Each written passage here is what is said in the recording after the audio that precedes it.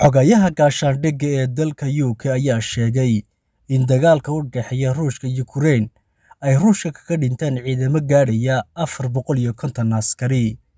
Bill Wallace oo u warramayay idaacadda 4 waxa uu sheegay in ciidamada Ruushka dagaalkaasi looga dilay ay ka ogaadeen xogo sirdoon ah oo ay heleen. Ruushku wuu fashilmay maxaa yeelay Putin waxa uu isu haystay xoreeye balse rabitaankiisa uma rumoobin. Waxaana intaasi ku daray in ciidamada Ruushku ay ku hungoobeen qabashada gegida diyaaradaha ee ku yaala waqooyiga magaalada Kyiv. Dhanka kalena 13 askari oo ka tirsan ciidanka dalka Ukraine oo ku sugnaa jasiirad oo ku taala Badda Madow waxay diideen isu dhiibaan markab dagaal uu leeyahay dalweynaha Ruushku. Kadib ciidamada 13 ahaa ee jasiiradda ku sugnaa markii ay diideen isu dhiibaan ciidamada ayaa waxaa lagu dhuftay gantaal dhammaantoodna halkaasi ayay ku dhinteen.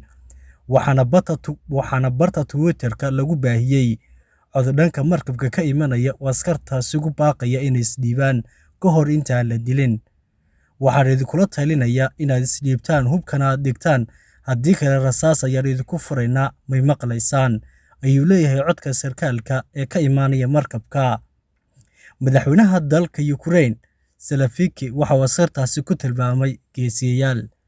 Dhanka kalena madaxweynaha Ukraine oo fariin muuqaal ah la wadaagay labada shacab ee Ukraine iyo Ruushka ayaa dalka Ruushka ka codsaday in la sameeyo xabad joojin.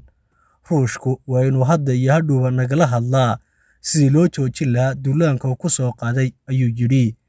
Wadahadal degdeg ku bilowda waxa uu noqonayaa mid yareeya khasaaraha soo gaari lahaa dalka Ruushka.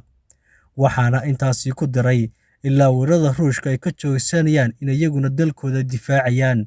Madaxweyne Volodymyr waxa uu sheegay xalay in Ruushku sii kordhiyay duqeymaha uu ku hayo, isagoo sheegay in aanu diyaar u ahayn inuu caasimadda uu ka tago, isagoo yahay inuu bartilmaameedka koowaad u yahay caasimadda. Dhanka kalena wasiirka arrimaha dibadda dalka Ruushka ayaa sheegay inay Moscow diyaar u tahay inay wadahadal la gasho Ukraine haddiiba ay militariga Ukraine hubka dhigaan. Axmed Cali Shire.